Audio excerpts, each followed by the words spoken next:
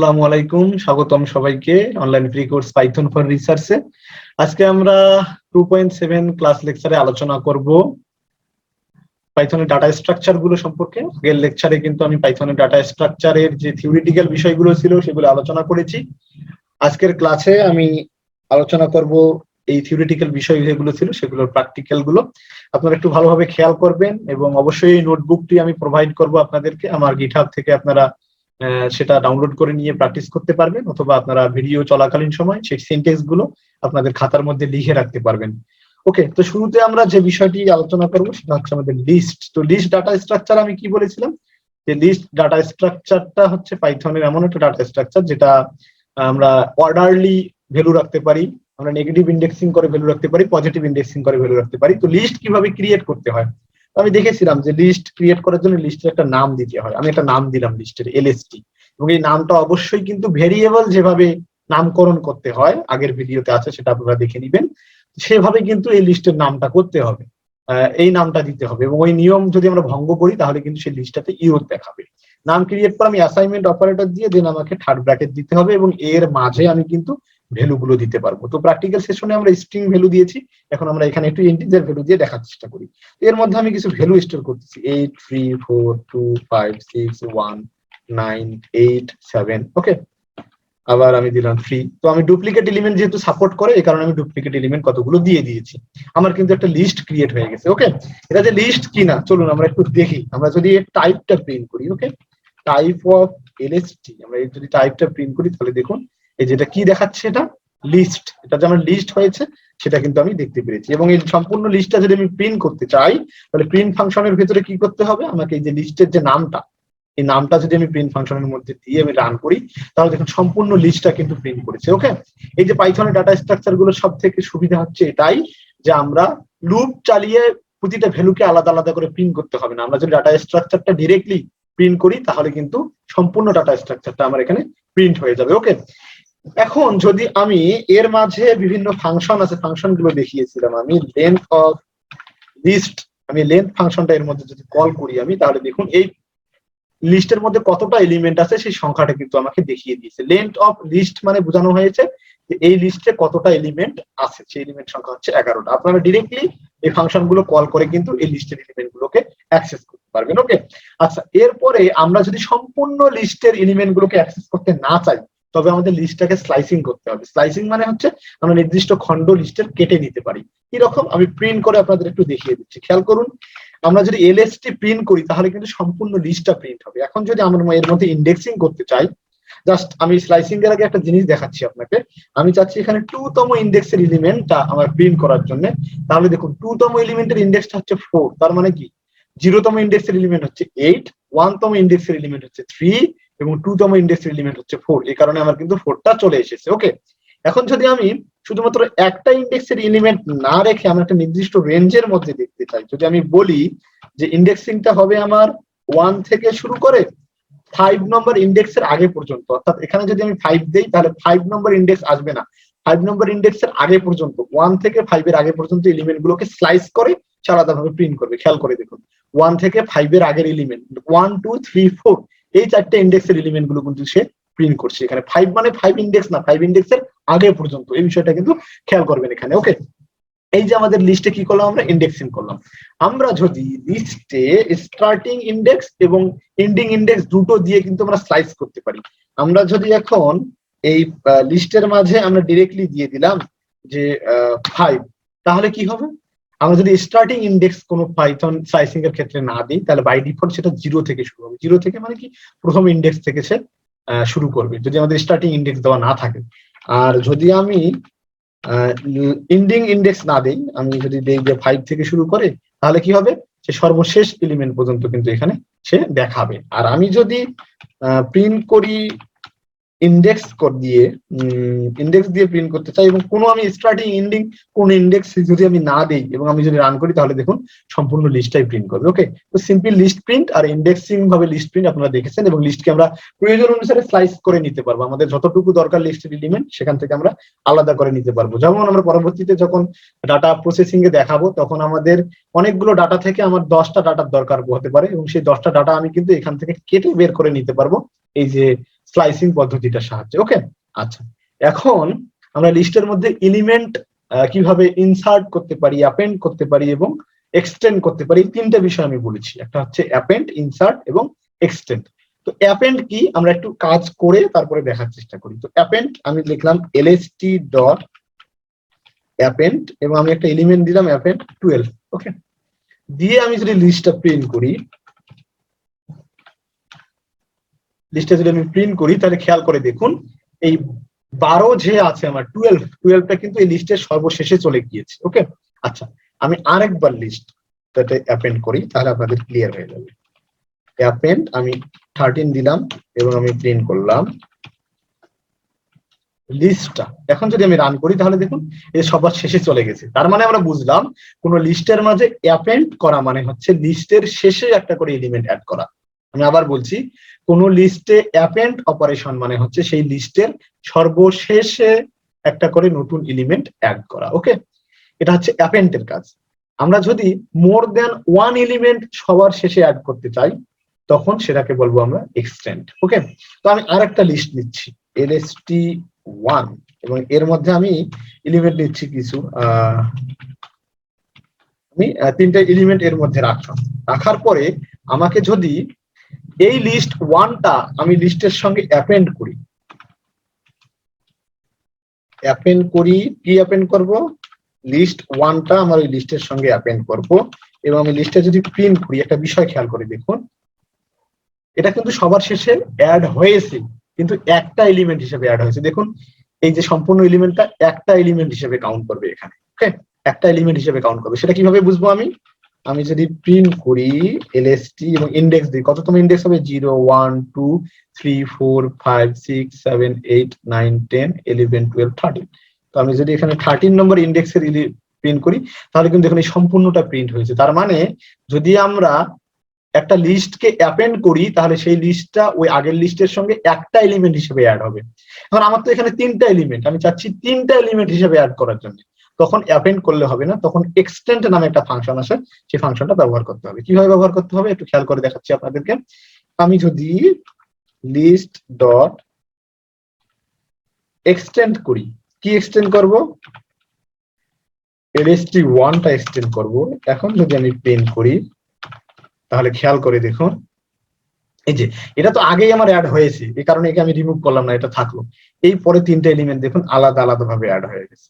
আমি যদি এক্সটেন্ড করি একটা লিস্টকে আরেকটা লিস্টের সঙ্গে তাহলে লিস্টটা কি হয়ে যায়, সেই লিস্টের সঙ্গে আলাদা আলাদা এলিমেন্ট হিসেবে অ্যাড হয়ে যায়। এখন যদি আমি ইন্ডেক্স অনুযায়ী এখানে নিতে চাই, খেয়াল করে দেখুন এর যদি আমি 14তম ইন্ডেক্সের এলিমেন্টটা প্রিন্ট করি তাহলে দেখুন শুধুমাত্র 15 প্রিন্ট করবে। কেন?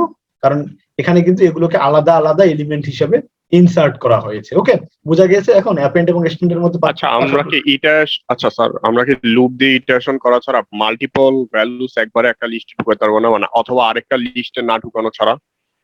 হ্যাঁ, নিতে মাল্টিপল এলিমেন্ট না, আমরা লুপ ছাড়া মাল্টিপল এলিমেন্ট আমরা কোনো লিস্টের মধ্যে নিতে পারবো না। ওকে, আমরা এখন দেখি আরেকটা অপারেশন, সেটা হচ্ছে ইনসার্ট অপারেশন।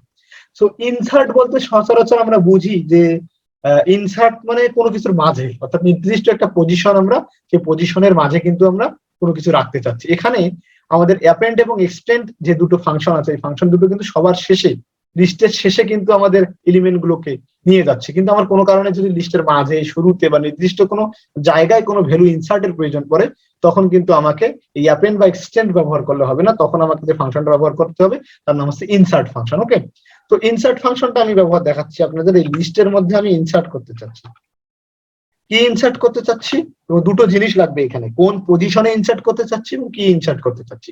তো 0 1 2 3 3তম পজিশন, অর্থাৎ 4 আছে না এখানে, এই 3তম পজিশনে আমি 5 ইনসার্ট করতে চাচ্ছি। ওকে, 3তম পজিশনে 5 ইনসার্ট করে যদি আমি সেই লিস্টটাকে প্রিন্ট করে দেই তাহলে খেয়াল করে দেখুন এই যে 3তম পজিশন মানে কি 0 1 2 3, সরি এখানে যে 2 এর পজিশনটা হচ্ছে 3, এই 2 কে সরিয়ে সে জায়গায় কে দখল করবে, সে 5 দখল করবে। দেখুন 2 কে সরিয়ে 5 সে জায়গায় দখল করেছে এবং বাকি এলিমেন্ট গুলো কি এক ঘর করে ইন্ডেক্স পেছনে সরে গিয়েছে। এভাবে আমরা যে কোনো জায়গায় ইনসার্ট করতে পারি, যে কোনো ভ্যালু ইনসার্ট করতে পারি আমরা, কিন্তু সেক্ষেত্রে আমাকে দুটো জিনিস এখানে দিতে হবে। একটা হচ্ছে কোন পজিশনে আমি ইনসার্ট করতে চাচ্ছি এবং তারপরে হবে আমার কি ভ্যালু আমি ইনসার্ট করতে চাচ্ছি। ওকে, তাহলে এই 3টা ফাংশন, অর্থাৎ এলিমেন্ট, আমরা একটা পাইথন লিস্টের মধ্যে এলিমেন্ট ইনসার্ট, এলিমেন্ট অ্যাপেন্ড দেওয়ার কোনো প্রবলেম নেই। এখন আমরা যদি পাইথনের এই লিস্ট থেকে কোনো এলিমেন্টকে রিমুভ করতে চাই, তবে কি করতে হবে? রিমুভ ফাংশন ব্যবহার করতে হবে। লিস্ট থেকে আমি রিমুভ করব। আমি যদি রিমুভ করব, তো রিমুভ ফাংশনের ক্ষেত্রে আমাকে স্পেসিফিক্যালি বলে দিতে হবে কোন এলিমেন্টটা আমি রিমুভ করতে চাচ্ছি। ওকে, যদি আমি এখানে রিমুভ ফাংশনের মধ্যে আমি এখানে দিয়ে আমি দেই এখানে যে 60 দিয়ে যদি আমি প্রিন্ট করি লিস্টটা, তাহলে খেয়াল করে দেখবেন যে এই লিস্ট থেকে কিন্তু এই এলিমেন্টটা কিন্তু যখন রিমুভ হয়ে গিয়েছে, অর্থাৎ রিমুভ ফাংশন যদি আমি নেই, তাহলে অবশ্যই আমাকে কোন এলিমেন্ট আমি রিমুভ করতে চাচ্ছি সেটা আমাকে দেখিয়ে দিতে হবে। এখন আমি যদি ডিরেক্টলি এলিমেন্ট না দিয়ে রিমুভ করতে চাই, তখন কি করতে হবে? তখন শেষ থেকে একটা একটা করে রিমুভ করতে হবে। তার জন্য পাইথনে যে ফাংশনটা আছে তার নাম হচ্ছে পপ ফাংশন। এই পপ যদি আমি করি লিস্টকে, এবং যদি আমি প্রিন্ট করি আবার এই লিস্টটা, তাহলে খেয়াল করে দেখুন লিস্টের সর্বশেষ যে এলিমেন্টটা ছিল, এই সর্বশেষ এলিমেন্টটা কিন্তু নেই। দেখুন 70 সর্বশেষ এলিমেন্ট ছিল না 70, এই 70 কিন্তু এই লিস্টের মধ্যে নেই। আমি যদি আবার পপ করি, এটা যদি আমি আবার রান করি, খেয়াল করে দেখুন, তাহলে কিন্তু এই যে দেখুন তারপরের এলিমেন্টটা গেছে। আমি যদি আবার এটাকে রান করি, তাহলে আবার তারপরের এলিমেন্টটা কিন্তু চলে যাবে। অর্থাৎ যতবারই আমি পপ করব, ততবারই শেষের এলিমেন্ট একটা একটা করে আমার এই লিস্ট থেকে চলে যাবে। ওকে, আচ্ছা, এখন এই যে লিস্টটা আছে আমার, সেই লিস্টটাকে কিন্তু ইচ্ছে করলে আমি চেঞ্জ করে দিতে পারি। কিভাবে চেঞ্জ করে দিতে পারি? আমি লিস্টের অর্ডারটাকে চেঞ্জ করে দিতে পারি। কেমন? আমি যদি লিখি যে লিস্ট ডট রিভার্স, এবং সেই লিস্টটাকে যদি আমি প্রিন্ট করি, এবং এখন যদি আমি রান করি, তাহলে খেয়াল করে দেখুন, ও আচ্ছা ভুল হয়ে গেছে আমার, এটা এলএসটি হবে, লিস্ট ডট রিভার্স। এখন যদি আমি রান করি, তাহলে দেখুন লিস্টের এলিমেন্ট গুলো কিন্তু উল্টো দিকে হয়ে গেছে। দেখুন শেষের এলিমেন্টটা প্রথমে এসেছে, তারপরে, অর্থাৎ কি লিস্টটাকে আমরা রিভার্স করে দিয়েছি, অর্থাৎ উল্টো দিকে। ওকে, আচ্ছা, এখন এই লিস্ট আমরা ইচ্ছে করলে অ্যালফাবেটিক্যালি অর্ডারে বা সিকোয়েন্সিয়ালি আমরা এটাকে শর্ট করতে পারবো। কিভাবে শর্ট করব? দেখুন, আমরা যদি লিখি লিস্ট ডট শর্ট ফাংশনটা দিই, দিয়ে আমি যদি এই লিস্টটা প্রিন্ট করে দিই এবং আমি যদি রান করি, খেয়াল করে দেখুন এই যে লিস্টটা কিন্তু দেখুন আমাদের কিন্তু একটা অর্ডারে ছোট থেকে বড় এই অর্ডারে কিন্তু প্রিন্ট হয়ে গিয়েছে, অর্থাৎ অ্যাসেন্ডিং অর্ডার হয়ে গেছে। দেখুন 1 2 3 4 5 6 7 8 9 12 এবং 13। তো আপনারা চাচ্ছেন যে না, আমি যদি ডিসেন্ডিং অর্ডারে শর্ট করতে চাই, তখন আমাকে কি করতে হবে? তখন আমি শর্টই করব, কিন্তু আমাকে এর মাঝে, শর্টের মাঝে একটু রিভার্স করে দিতে হবে, রিভার্সটাকে ট্রু করে দিতে হবে। ওকে, রিভার্সটা যদি আমি ট্রু করে দিই, তার মানে সে শর্ট হওয়ার পর রিভার্স অর্ডারে চলে যাবে, তার মানে সে ডিসেন্ডিং অর্ডারে প্রিন্ট করবে আমাকে। যে আমি যদি এখন রান করি, তাহলে দেখুন বড় থেকে ছোট কিন্তু এলিমেন্ট গুলো আমার এখানে প্রিন্ট করছে। ওকে, আচ্ছা, আর এরপরে আমরা আর দু একটা জিনিস দেখবো আমরা এখানে পাইথনের এই লিস্টের মধ্যে। আমরা যদি লিস্টের ম্যাক্সিমাম, মিনিমাম, সাম এগুলো জানতে চাই, তখন আমরা কি করব? তো আমি যদি প্রিন্ট করে দিই ডিরেক্টলি, প্রিন্ট, আমি বলেছিলাম যে ম্যাক্স ফাংশন যদি আমি কল করি, ম্যাক্স ফাংশন কল করি এই লিস্টের মাঝে, তাহলে ডিরেক্টলি এই লিস্টের যে সবচেয়ে বড় এলিমেন্টটা সেটা কিন্তু আমার শো করছে 13। আমি যদি মিন ব্যবহার করি এখানে এই লিস্টের মাঝে, দেখুন তাহলে লিস্টের মিনিমাম যে এলিমেন্ট 1 সেটা কিন্তু আমাকে প্রিন্ট করে দেখাচ্ছে। আমি যদি সম্পূর্ণ লিস্টটার এখানে আমি সাম চাচ্ছি, তাহলে দেখুন সম্পূর্ণ লিস্টটা যোগ করে যোগফলটা কিন্তু এখানে সে দেখাচ্ছে। ওকে, তাহলে এই বিষয়গুলো আপনাদের কিন্তু প্র্যাকটিস করতে হবে। এই বিষয়গুলো প্র্যাকটিস করুন, এবং আরো লিস্টের যে বিভিন্ন বিষয় আছে সেগুলোর জন্য আমি আরো কিছু ভিডিও লিংক দিব। সেই লিংক গুলো থেকে আপনারা কিন্তু লিস্টের বিষয়গুলো আরো এক্সট্রা বিষয়গুলো জানতে পারবেন। ওকে, এখন আমরা দেখি আর যে ডাটা স্ট্রাকচার গুলো আছে, সেই ডাটা স্ট্রাকচার গুলোর মধ্যে অপারেশন গুলো আমি দেখাবো না, কারণ অপারেশন গুলো হচ্ছে অনেকটাই লিস্টের মতো অপারেশন, শুধু এক্সেপশনাল অপারেশন গুলো আপনাদের আমি দেখিয়ে দিব এখানে। ওকে, তো চলুন আমরা লিস্টের পরে টাপল আলোচনা করি।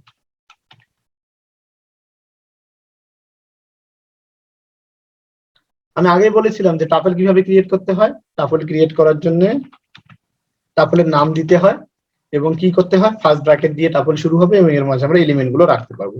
এবং আমি বলেছিলাম যে টাপল একটু কনজারভেটিভ, তার মানে টাপলের মধ্যে এলিমেন্ট গুলোকে ডিরেক্টলি আমরা ইনসার্ট করতে পারবো না। তো আমি যদি টাপলটা প্রিন্ট করে দেই, তাহলে সম্পূর্ণ টাপলটা কিন্তু আমাকে প্রিন্ট হয়ে যাবে। ওকে, এখন যদি আমি টাপলের মধ্যে কোনো কিছু ইনসার্ট করতে চাই, দেখুন ইনসার্ট ফাংশন বা অ্যাপেন্ড ফাংশন যদি আমি কল করি, তাহলে যদি আমি রান করি, তাহলে কি দেখুন ইরর আসবে। কেন ইরর আসবে? যে এই টাপলের মধ্যে কিন্তু কোনো অ্যাপেন্ড নামে কোনো অ্যাট্রিবিউট নেই, তার মানে হচ্ছে আমরা টাপলের মধ্যে কোনো কিছু অ্যাড করতে পারবো না। কারণ অ্যাড করতে গেলে কি করতে হবে সেটা কিন্তু আমি আপনাকে দেখাবো না, আমি শুধু আপনাকে সিনট্যাক্সটা বলে দিচ্ছি। আপনারা কি করবেন, টাপলকে লিস্টে কনভার্ট করবেন। টাপলকে কিভাবে লিস্টে কনভার্ট করতে হয় সেটা দেখিয়ে দিচ্ছি। আপনারা টাপলকে লিস্টে কনভার্ট করে লিস্টের মধ্যে অ্যাপেন্ড করে সেটাকে আবার টাপলে কনভার্ট করবেন। ওকে, তো টাপলকে কিভাবে লিস্টে আনাবো, লিস্ট টু দিয়ে আমি এই লিস্ট ফাংশনের মধ্যে টাপলটা দিয়ে দিলাম। ওকে, এখন যদি আমি প্রিন্ট lst2 টাইপটা প্রিন্ট করি, ওকে, খেয়াল করে দেখো, যদি আমি রান করি তাহলে দেখুন এটা কিন্তু লিস্টে কনভার্ট হয়ে গেছে। অর্থাৎ এই list লিস্ট ফাংশনটা আমার টাপলটাকে লিস্টে কনভার্ট করেছে, দেন সেটা কি হয়ে গেছে, সেই লিস্টে এখানে আবার প্রিন্ট করে দিয়েছে। ওকে, আচ্ছা, কিন্তু আমার টাপলটা কিন্তু ঠিকই আছে। ওকে, তো এই টাপলের উপর আমরা বাকি অপারেশন গুলো এখন চালাবো। তো এই অপারেশন যেগুলো ছিল টাপলের, সেগুলো আপনারা আমি দেখাচ্ছি না, কারণ হচ্ছে কি আমি আপনাকে বলে দিলাম যে টাপলের মধ্যে এলিমেন্ট গুলো অ্যাক্সেস করতে গেলে টাপলকে কিন্তু লিস্টে কনভার্ট করে দেন অ্যাক্সেস করতে হবে। আপনাদের কাজেই হবে টাপলকে লিস্টে কনভার্ট করে লিস্টের যে অপারেশন গুলো আমি দেখিয়েছি সেগুলো টাপলের মধ্যে পারফর্ম করবেন, দেন আবার সেটাকে যদি টাপল হিসেবে আপনারা ইউজ করতে হয় তাহলে সেই টাপলটাকে আবার আপনারা কি করবেন, লিস্ট থেকে টাপলে কনভার্ট করে নেবেন। ওকে, এখন আমি সেট দেখাচ্ছি আপনাদের, সেট সম্পর্কে। সেটের যে কমন অপারেশন গুলো সেগুলো আমি দেখাবো না, সেটের যেগুলো আলাদা অপারেশন বা এক্সেপশনাল অপারেশন আছে সেগুলো আমি দেখানোর চেষ্টা করব। এখন আমরা সেট কিভাবে তৈরি করতে হয় সেটের একটা নাম দিতে হবে। সেট 1 আমি দিলাম। সেট কি দিয়ে তৈরি হয়, সেট কার্লি ব্রাসেস বা সেকেন্ড ব্র্যাকেট দিয়ে সেট গুলো তৈরি হয় এবং সেটের মধ্যে কোনো ডুপ্লিকেট এলিমেন্ট সাপোর্ট করে না। দেন আমি সেটের মধ্যে এলিমেন্ট দিলাম। ওকে, 6টা এলিমেন্ট আমি একটা সেটের মধ্যে দিয়ে দিয়েছি এবং যদি আমি প্রিন্ট করি এবং আমি যদি রান করি তাহলে আপনারা দেখতে পারবেন যে সেটের এলিমেন্ট গুলো কিন্তু আমি এখানে প্রিন্ট করে দিয়েছি। ওকে, আচ্ছা, এখন এই সেটের মধ্যে আমরা এলিমেন্ট গুলো ইনসার্ট করতে পারবো, এলিমেন্ট রিমুভ করতে পারবো, আপডেট করতে পারবো, সেগুলো লিস্টের মতো করে আপনারা করে নেবেন। দেন সেটের আমি 3টে অপারেশন দেখাবো, একটা হচ্ছে intersection operator, set difference operation এবং সেটের ইউনিয়ন অপারেশন। এগুলো আমি দেখাচ্ছি আপনাদের এবং এগুলো হচ্ছে সেটের জন্য এক্সেপশনাল। দেন এর জন্য আমি আলাদা একটা সেট নিচ্ছি, সেট 2, এবং সেই সেটের মধ্যে এলিমেন্ট নিচ্ছি আমি 4 5 6 7 8 9। ওকে, নিয়ে দেন আমি অপারেশন গুলো আপনাদের দেখাবো। তো এই সেটটাও আমি প্রিন্ট করে দিলাম। তাহলে আমাদের দুটো সিট নেওয়া হয়ে গেছে, দুটো সিটের মধ্যে আমরা অপারেশন চালাবো। কি অপারেশন চালাবো, শুরুর দিকে আমরা ইন্টারসেকশন অপারেশনটা চালাই, প্রিন্ট। তো সেটের মধ্যে ইন্টারসেকশন অপারেশন চালানোর জন্য প্রথম সেটটা আমি নেই, সেট 1 এর সঙ্গে কি অপারেশন চালাবো, ইন্টারসেকশন অপারেশন চালাবো। আর কোন সেটটা নিতে হবে আমাকে, সেট 2। সেট 1 এবং সেট 2 এর মধ্যে ইন্টারসেকশন অপারেশন চলার আগে আমি আপনাদের বলি, ম্যানুয়ালি আপনারা বলুন তো এই দুটোর মধ্যে ইন্টারসেকশন হলে কি হবে, কমন এলিমেন্ট গুলো আসবে। কমন এলিমেন্ট কোনগুলো, 4 5 6। দেখি আমাদের এই ইন্টারসেকশনটাও সেম জিনিস দেখায় কিনা। দেখুন ইন্টারসেকশন কি করছে, এই সেট দুটির মধ্যে যে কমন এলিমেন্ট 4 5 6 সেগুলো কিন্তু আমাদের এখানে দেখাচ্ছে। এখন যদি আমরা এর মাঝে ইউনিয়ন করি, সেট 1 ডট ইউনিয়ন সেট 2, এবং এটা যদি আমি রান করি তাহলে কি হবে, দেখুন ডুপ্লিকেট এলিমেন্ট রিমুভ করে সেই এলিমেন্ট গুলো নিয়েছে। 1 থেকে 6 পর্যন্ত নেওয়ার পর এখানকার 1 থেকে 6 বাদ দিয়ে 7 8 9 নিয়েছে, নিয়ে নতুন একটা ইউনিয়ন করে নতুন একটা সেট গঠন করেছে। ওকে, এটা তো অবশ্যই আপনাদের জানার কথা এবং আপনারা অবশ্যই এগুলো ম্যাথমেটিক্স করে এসেছেন। দেন আমরা সেট ডিফারেন্স অপারেশনটা দেখবো। তো সেট ডিফারেন্ট অপারেশনের কাজ কি, প্রথম সেটের মধ্যে যে এলিমেন্ট গুলো আছে সেগুলো দ্বিতীয় সেটের মধ্যে কমন থাকলে সে বাদে বাকি এলিমেন্ট গুলো দেখানো। তো দেখি আমরা সেট ডিফারেন্স অপারেশন সেট 2। এখন যদি আমি রান করি তাহলে খেয়াল করে দেখুন 1 2 3। কেন, কারণ আমি বলেছি যে সেট 1 এর যে এলিমেন্ট গুলো সেট 2 এর মধ্যে আছে সেগুলো বাদে বাকি এলিমেন্ট। তো সেট 1 এর 4 5 6 কিন্তু সেট 2 এর মধ্যে ছিল, এই কারণে সেট 1 এর এই 4 5 6 বাদে বাকি যে এলিমেন্ট গুলো আছে সেগুলো ডিফারেন্সে আমরা এখানে দেখিয়ে দিয়েছে। ওকে, তো সেটের বাকি অপারেশন গুলো কিন্তু আপনারা অবশ্যই করবেন। এগুলো ভিডিও ডেসক্রিপশনে আপনারা কমেন্ট করতে পারেন অথবা আপনারা অ্যাসাইনমেন্টের সঙ্গে আমাদেরকে ক্লাসে অবশ্যই সাবমিট করবেন। এখন আমি ডিকশনারি সম্পর্কে আলোচনা করব। তো ডিকশনারিতে একটু মনোযোগ দিবেন বেশি করে, কারণ ডিকশনারিটা পাইথনে সবচেয়ে বেশি ব্যবহার হয় এবং এর ইউজটা একটু আপনাদেরকে জানতে হবে। একটু ভালোভাবে না জানলে কিন্তু ডিকশনারিটা আপনারা ঠিকভাবে ইউজ করতে পারবেন না। ওকে, আচ্ছা, ডিকশনারিতে আমি বলেছিলাম ডিকশনারি দুটো জিনিস থাকবে, একটা কি থাকবে, ডিকশনারি কি থাকবে, আর একটা ডিকশনারির সেই কি এর করেসপন্ডিং ভ্যালু থাকবে। আমরা একটা ডিকশনারি ক্রিয়েট করি, একটা ডিকশনারি ক্রিয়েট করলাম, ডিআইসি ডিকশনারি এর নাম দিলাম, এবং অবশ্যই ডিকশনারিটা কার্লি ব্রাসেস দিয়ে শুরু হবে, কিন্তু এর মাঝে কি এবং ভ্যালু থাকবে। যেমন আমি যদি এর মাঝে বিভিন্ন কি দেই, নেম যদি দেই, এবং নেম কিভাবে দিতে হবে, এই ক্লোন দিয়ে দিতে হবে। অনেকে কিন্তু ইকুয়াল দিয়ে দিয়ে ভুল করে। আমি আমার নামটা দিলাম, ওকে, আর ভেরিয়েবল হিসেবে আমি কি দিলাম, এজ দিলাম। ওকে, তো এজ দিয়ে দিলাম, দেন আমি ভেরিয়েবল হিসাবে কোর্স দিয়ে দিলাম। ওকে, আমরা যে কোনো কিছু ভেরিয়েবল হিসেবে ইউজ করতে পারি। কোর্সের নাম দিয়ে দিলাম আমি পাইথন। ওকে, আমি এখানে তিনটা কি নিয়েছি এবং সেই তিনটা কির করসপন্ডিং তিনটা ভ্যালু নিয়েছি, তাহলে আমার একটা ডিকশনারি কিন্তু ক্রিয়েট হয়ে গেছে। এখন যদি আমি এটাকে প্রিন্ট করি ডিকশনারিটিকে, দেখুন আমরা যদি রান করি তাহলে দেখুন সম্পূর্ণ ডিকশনারিটা প্রিন্ট হয়েছে।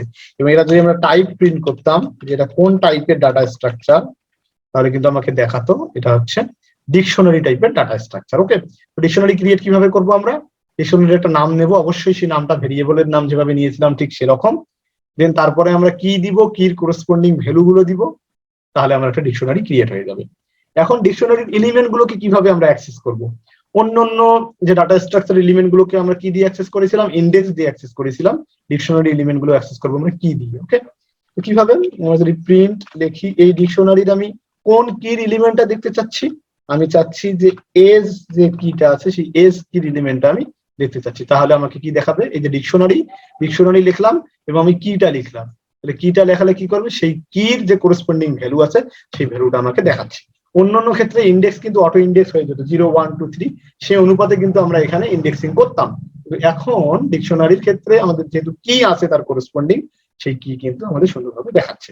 এখানে যে আমরা ডিরেক্টলি ইন্ডেক্স ব্যবহার করতে পারি সেটা না, আমরা এখানে গেট ফাংশনও ব্যবহার করতে পারি। ঠিক কিরকম দেখুন, আমরা যদি লিখি প্রিন্ট, আর আমাদের ডিকশনারিটা হচ্ছে dic.get, আমি কি গেট নিতে চাচ্ছি, গেট থেকে আমার এজ এর যে ভ্যালুটা সেই ভ্যালুটা আমরা দেখতে চাচ্ছি, ঠিক একই 24 দেখাবে। অর্থাৎ ডিকশনারির ভ্যালুগুলোকে আমরা ডিরেক্টলি কি দ্বারা অ্যাক্সেস করতে পারি, বা গেট ফাংশনের সাহায্যে কিন্তু আমরা অ্যাক্সেস করতে পারি। আচ্ছা, গেট ফাংশনের আরেকটা ভালো ব্যবহার আছে, সেটা হচ্ছে আমি যদি লিখি এই ডিকশনারি থেকে আমি গেট চাচ্ছি, কি চাচ্ছি, আমি ফোন নাম্বারটা চাচ্ছি। ওকে, তো ফোন নাম্বার কি ডিকশনারির মধ্যে আছে, নেই, তাহলে যদি আমি এখানে ডিকশনারি থেকে ফোন নাম্বার নিতে চাই তাহলে কি হবে, যে নাম দেখাবে।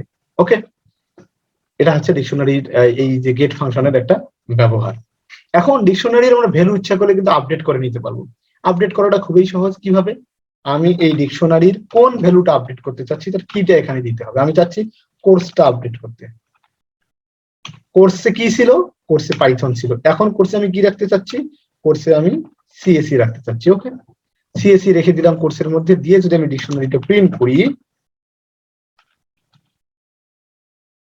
তাহলে দেখুন এই যে ডিকশনারি কিন্তু চেঞ্জ হয়ে গিয়েছে, আপডেট হয়ে গিয়েছে। তাহলে আপডেট কিভাবে করব, আমরা ডিকশনারির নামটা দিব এবং যে কির এলিমেন্টটাকে আপডেট করতে চাচ্ছি সেই কিটা দিয়ে আপডেটেড ডাটাটা আমরা যদি দেই তাহলে ডিকশনারি এলিমেন্ট গুলো কিন্তু আপডেট হয়ে যাবে। ওকে, আচ্ছা, এছাড়াও আপনারা আপডেট ফাংশন ব্যবহার করেও করতে পারবেন।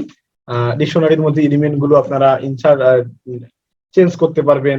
ওকে, তো সেগুলোর জন্য আমি বিভিন্ন ভিডিও লিঙ্ক দিব, সেখান থেকে আপনারা দেখে নেবেন, আজকে বেশি আলোচনা করব না। তো আরো কিছু ইম্পর্টেন্ট আমি আইটেম দেখিয়েছিলাম, সেই আইটেম গুলো বা মেথড গুলো আমি একটু আলোচনা করার চেষ্টা করব। সেই মেথড গুলো আলোচনা করছি, ঠিক দেখুন আপনারা খেয়াল করে যে ডিকশনারির মধ্যে কিজ, ভ্যালুজ, আইটেম, এই তিনটা ফাংশন আমি আপনাদের দেখাবো, একটু খেয়াল করুন। ওকে, যদি আমি প্রিন্ট করি এই ডিকশনারির কিজ গুলো, ডিকশনারি কিজ গুলো যদি আমি প্রিন্ট করি, খেয়াল করে দেখুন এই ডিকশনারির যে কি তিনটা আছে সেই কি তিনটা কিন্তু দেখাচ্ছে এখানে।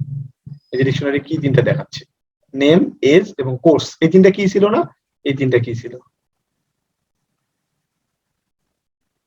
ওকে, এখন এই ডিকশনারির যদি আমি ভ্যালু গুলো দেখতে চাই তাহলে ভ্যালু গুলোকে কি করতে হবে,